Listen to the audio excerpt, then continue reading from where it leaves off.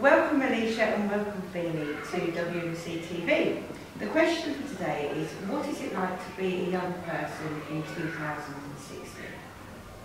My first thing I wanted to ask you is what influences you both most? Our generation has such an influence from social media, even just Instagram, there's so much imagery going through your head and other people's sort of ideals and stuff.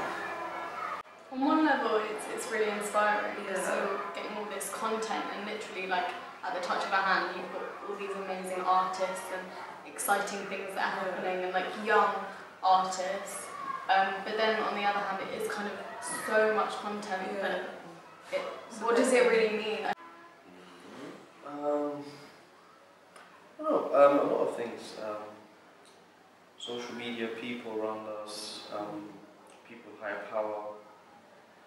What do you think? I think that it's all the celebrities on TV, all the footballers, everyone that's accomplished the goal in life inspires me, to be honest. And who inspires you most? Right now, it would be something which is something which would have to be psychological. Just people around me usually, or whatever's nearest, and always music and books. What type of music do you like? I like all sorts of things. I'm not. Everything always sort of comes back to Kurt Cobain for me. Really? Yeah, because it was my earliest memory of ever being alive is hearing "Smells Like Teen Spirit," which is a song I don't really like as much because I've listened to it forever now. But just him, he's a big influence, and he's just recently come back up. That's really interesting because obviously he was alive in my era and all that, so. I didn't know he was dead until I was 7, and I was like, oh God. Really? Yeah. Wow. Okay. Now tell me what you believe at the moment is the most important or you're most passionate about, a global political issue? You picked the black person and the Syrian person, so that's the best answer. I would have to say, out of everything I could say, the wars, the famine and obesity all in the same place, how does that even work? I would have to say it's the corruption.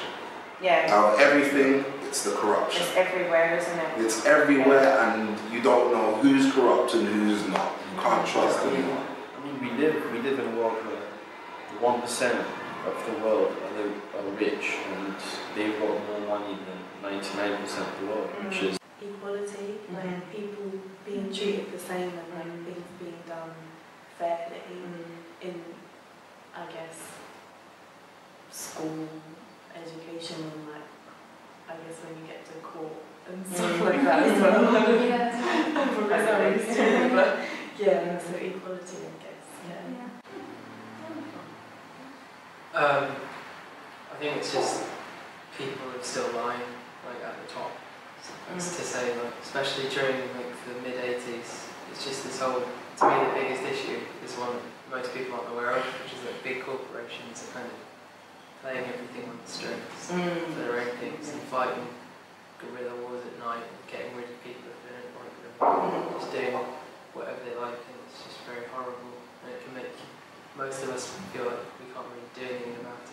The whole rise of Donald Trump is quite worrying, Yes. but also that's been quite influenced by social media because he's been made a sort of celebrity out of it by people.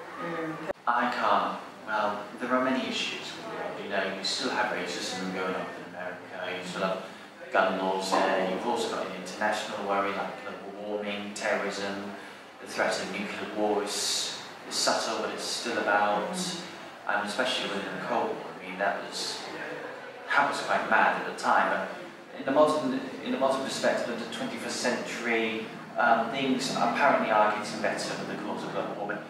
I just think that the main concern really is the progression of humanity itself. With the social media and the public attitude, because you had in the past young people, younger from those generations, from the 70s and 80s, just relying less on technology, and obviously they're just going out more to places. But we're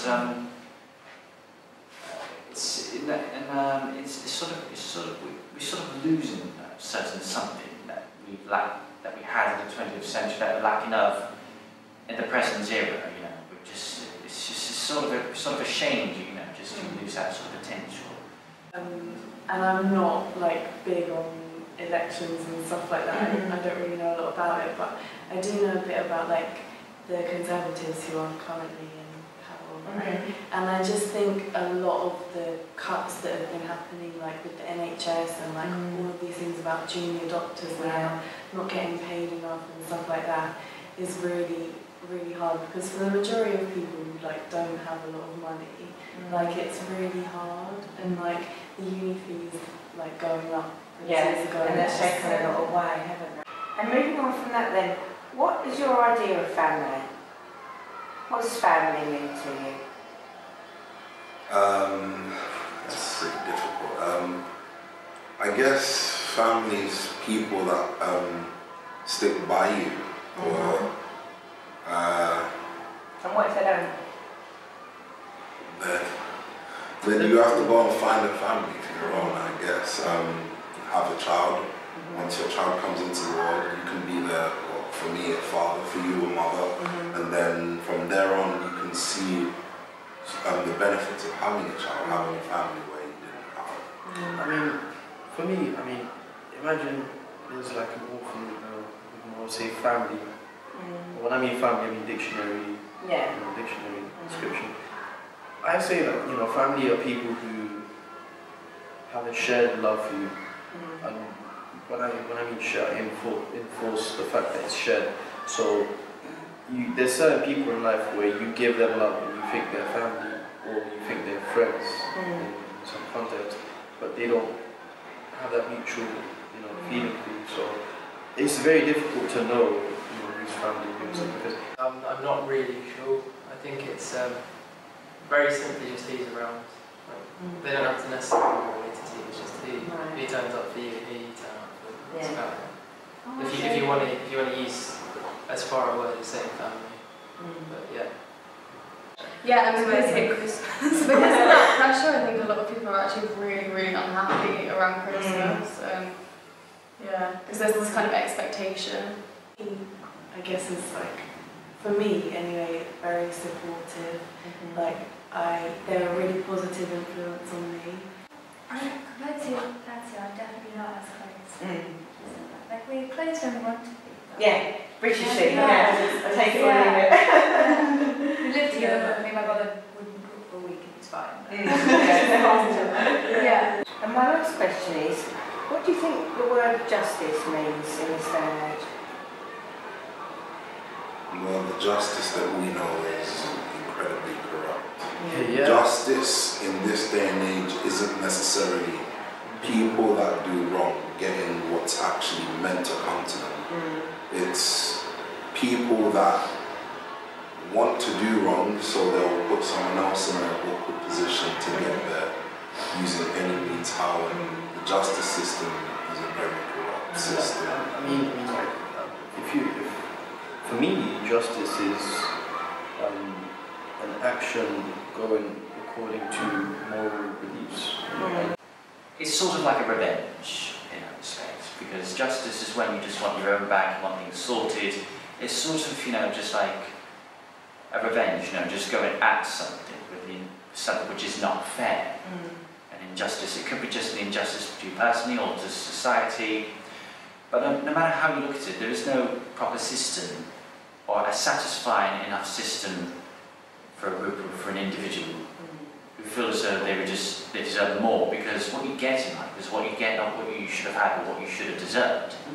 Equality, like people being treated the same and like things being done fairly in, I guess, school, education, and like, I guess when you get to court and stuff like that as well. And your personal ambitions?